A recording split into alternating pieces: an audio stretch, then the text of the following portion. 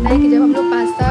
70% तक पक जाएगा तो फिर उसको जब हम ड्रेन करेंगे तो गर्म पानी जैसे ही उसमें से ड्रेन हो जाएगा तो फ़ौरन उसमें ठंडा पानी डाल देंगे, क्योंकि अगर ठंडा पानी नहीं डालेंगे तो वो पकते रहेगा और पूरा पक जाएगा गर्म से, तो वो क्या होगा।